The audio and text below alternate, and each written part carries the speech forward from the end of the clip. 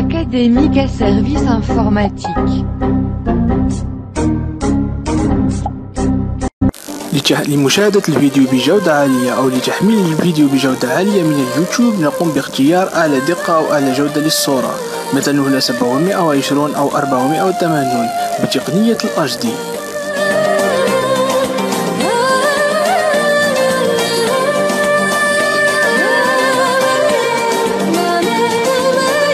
السلام عليكم ورحمة الله تعالى وبركاته. مشاهدينا الكرام، أهلا وسهلا بكم في حلقة جديدة من حلقاتنا والدير والضحك لخدمة الإعلام الآلي. درسنا لنهار اليوم هو درس حصري ونوعا ما خاص وخاص جدا، نظرا للرسائل الكثيرة التي تصل عبر مواقع التواصل الاجتماعي الفيسبوك والتويتر وحتى الجيميل الخاص به، وعن طريقة حذف حساب فيسبوك خاص بشخص متوفي. طبعا أنا شخصيا وقعت بعد مدة طويلة وأنا أقوم بحذف مثل هذه عن طريق اختراق هذه الحسابات، عن طريق أقوم باختراقها ثم أقوم حذفها. لكن مؤخرا توصلت لطريقة أخرى، وخاصة أني في الآونة الأخيرة قد فقدت أعز أصدقائي ألا وهو بشير. أطلب من الله سبحانه وتعالى، لأني ذكرت، أطلب من الله سبحانه وتعالى يرحمه برحمته الواسعة إن شاء الله يا رب، وجميع موتى المسلمين. إذا مشاهدينا الكرام، هذه الطريقة أنا قمت شخصيا بتجربتها، وهي طريقة تمنحها الفيسبوك بدون اختراق أي حساب، فقط هي ملء استمارة ووضع وثيقة خاصة تثبت أن ذلك الشخص هو متوفي أو متوفى. طبعا هذه الطريقة الاستمارة تكون تدخلها بالمسح الضوئي أو جهاز سكانر، وتقوم بإرسالها للفيسبوك أو لشركة الفيسبوك لتؤكد أن ذلك الحساب بالفعل هو لشخص متوفى.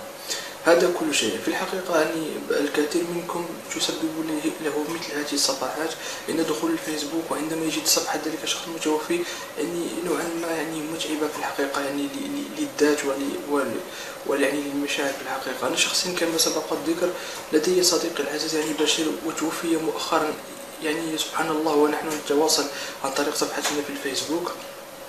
هذا الشيء سبب نوعا ما مشكل كبير للعائلة، ومجموعة من الأشخاص يتصلون معي عن نفس المشكل، لكي لا نقوم بالاختراق، ونوعا ما لا تكون نوعا ما حتى أنا شخصيا عندما أقوم باختراق هذه الحسابات نوعا ما أحس بالله وكأن أدخل لحساب شخص حساب غير حسابي، تسبب لي نوع من الأرق نوعا ما.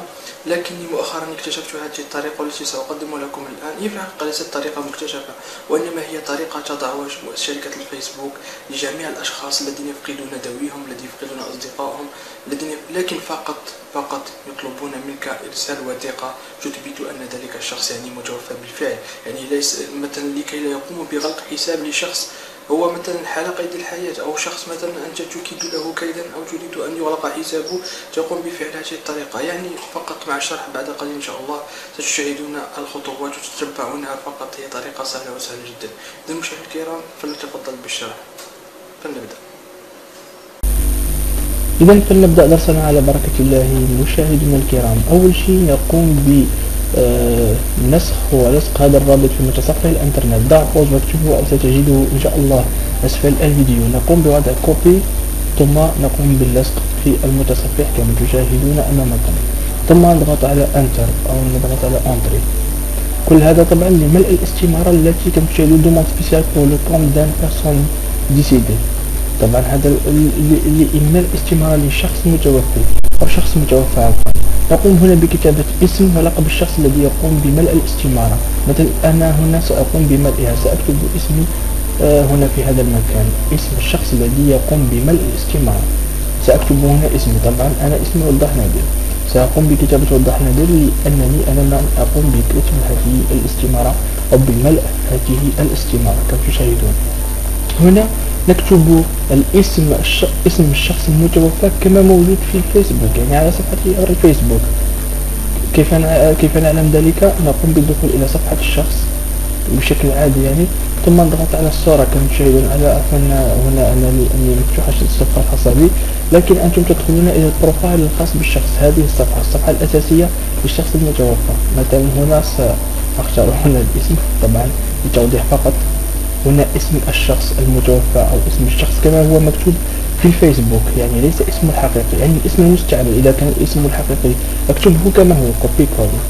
هنا تكتب الأدرس الإلكترونيك. طبعا الأدرس الإلكترونيك هنا ستجدها في الأغلب في الأوبشن أو أفن في البروفايل الخاص بالشخص المتوفى. هناك أبروبوز كما تشاهد، أو في الغالب يعني هناك من يخفي الأدرس إيميل. أنت حاول تكتب أي أدرس إيميل إذا كنت تعرفها، إذا كان يقول لك قبل من يتوفى الأدرس الإيميل الخاص به، أو قم بكتابة مثلا الأدرس الإيميل الخاص بك.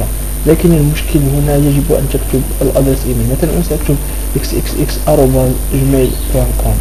هنا أكتب أي أدرس إيميل، ممكن تكتب أدرس الإيميل الخاص بك، لكن على الأقل كما هو مكتوب، يعني على الأقل الأدرس التي تتوقعها. هنا نكتب الرابطة الخاصة بالفيسبوك كما تشاهدون هنا، رابطة الشخص المتوفى أو الحساب الشخص المتوفى كاملا كما تشاهدون هكذا. في الموالي نقوم إذا كان هو من العائلة المقربة والعائلة الصغيرة، أو إذا كان من العائلة الكبيرة، أو أنت كنت أحد أنت صديقه أو زميله أو كان يدرس معك، يعني أي شيء. نحن نختار من العائلة مثلا من الأفضل يكون يعني من العائلة فامي بروش أو العائلة الصغيرة. نقوم باختيار هذا، ثم نختار هنا فولي ترانسفير. نحن نختار فولي سوبريمي سو كونت. طبعا نريد حذف هذا الحساب لأن الشخص المتوفي كما سبق الذكر. هنا نختار اليوم والتاريخ بالضبط الذي توفي فيه ذلك الشخص. تأكدوا ملء الاستمارة بشكل دقيق جدا، لأنه راح ترسلهم في الأخير يعني الوثيقة التي تثبت ذلك. مثلا نختار تاريخ اليوم هو أكتوبر 26 أكتوبر 2013. نبحث هنا 26 أكتوبر كما تشاهدون. هنا نرسل لهم الوثيقة التي تثبت أن ذلك الشخص توفي بالفعل، ثم نضغط على انفوي، وبحول الله سيتم الرد على حسابكم برسالة تقول كما تشاهدون انفوي سيتم بالرد على حساب البريد الإلكتروني الخاص بكم، لأن الفيسبوك طبعا يكون مفتوح. سيرسلون على الذي سجلت به الفيسبوك هذه الرسالة التي تقدم لكم تعازيهم، ويقولون لكم أنهم يدرسون في ذلك الملف أو ذلك الفورم التي أرسلتموها لهم. لكن إذا أردتم أن تضعوا أي شيء مثلا ذكرى لذلك الشخص المتوفي أو ما شابه، تقوم بفتح هذه الصفحة يعني للتذكير، أو كما يقال للذكرى. يعني كل عام في نفس التاريخ سيرسلون لك ذكرى يعني من صفحة الفيسبوك. هنا كما تشاهدون نكتب الاسم الكامل للشخص المتوفى، طبعا اسم حساب الفيسبوك الخاص به كما سبق الذكر كما تشاهدون. تقريبا نعيد نفس ما كتبناه سابقا. طبعا نكتب هنا اسمه في الفيسبوك. هنا نكتب كيف نقول الحساب الفيسبوك الخاص به كما تشاهدون كاملا، يعني رابطة حساب الفيسبوك الخاص به هكذا. هنا نكتب الأدرس الإلكترونيك السابقة التي كتبناها في السابق، طبعا لا نغيرها. إذا كنت تعرفها تكتب التي تعرفها، اكتب يعني كما في السابق، كما في الوثيقة أو كما ملأت في السابق. هنا نضع طبعا كما كتبنا في الأول التاريخ الذي تريدون التذكير به، هنا طبعا التاريخ الذي توفي فيه بالطبع، مثلا هنا 26 أكتوبر 2013. هنا مثلا جريدة تحدثت عن ذلك الشخص، هنا نكتب رابطة تلك الصفحة أو مثلا موقعها أو مثلا أي شيء، يعني أي شيء مثلا كتب على ذلك الوفاة، ثم اضغط يعني على التذكير في الآخر كما تشاهدون للتذكير في كل عام. طبعا هنا كما سبق الذكر أي جريدة أو أي قناة أو المهم تكتبون الرابطة الصفحة، ثم نختار كما تشاهدون ونعلم هنا كما تشاهدون، ثم نضغط على انفوي، وبحول الله سيدرسون القضية ويقومون بحذف الحساب. أهلا بكم مشاهدينا الكرام مجددا. أتمنى أن يكون الدرس قد نال إعجابكم وقد رافقكم كالعادة. طبعا انتظروا مننا الجديد.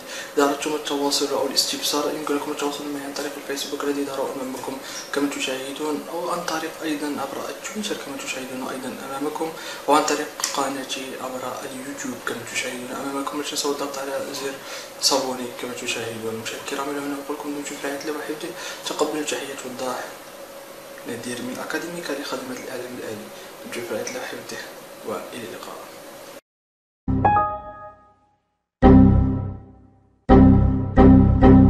Académique à service informatique.